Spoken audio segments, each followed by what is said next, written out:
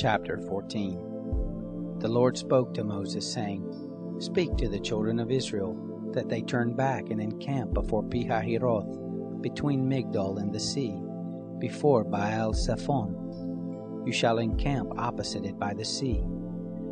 Pharaoh will say of the children of Israel, They are entangled in the land.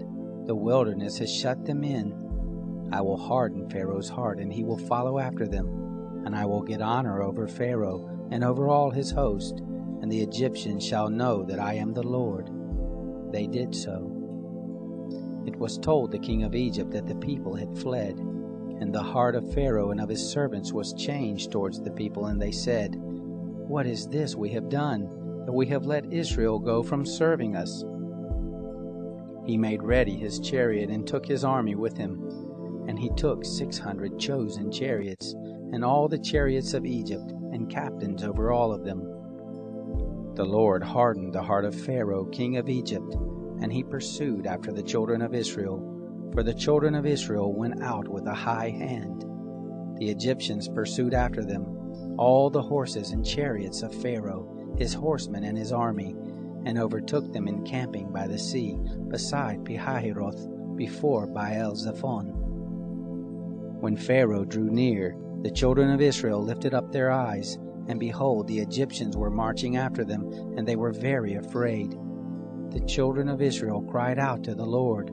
They said to Moses, Because there were no graves in Egypt, have you taken us away to die in the wilderness? Why have you treated us this way to bring us forth out of Egypt? Isn't this the word we spoke to you in Egypt, saying, Leave us alone, that we may serve the Egyptians? For it were better for us to serve the Egyptians than that we should die in the wilderness. Moses said to the people, Don't be afraid. Stand still and see the salvation of the Lord, which he will work for you today. For the Egyptians whom you have seen today, you shall never see them again. The Lord will fight for you, and you shall be still. The Lord said to Moses, Why do you cry to me? Speak to the children of Israel that they go forward. Lift up your rod and stretch out your hand over the sea and divide it. And the children of Israel shall go into the midst of the sea on dry ground. Behold, I will harden the hearts of the Egyptians, and they shall go in after them.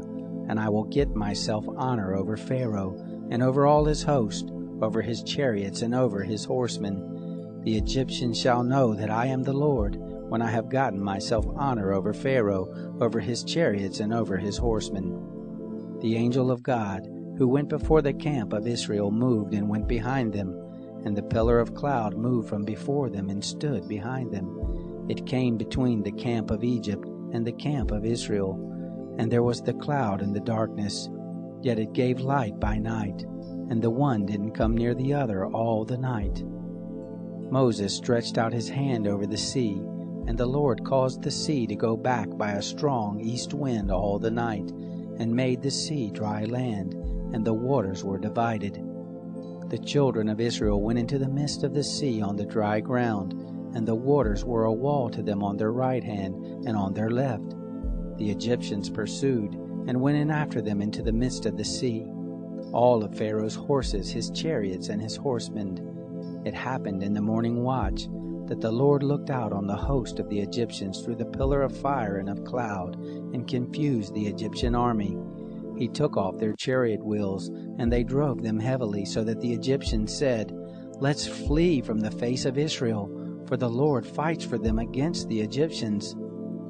The Lord said to Moses, Stretch out your hand over the sea, that the waters may come again on the Egyptians, on their chariots, and on their horsemen.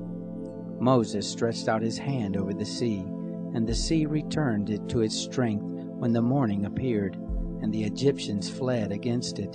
The Lord overthrew the Egyptians in the midst of the sea.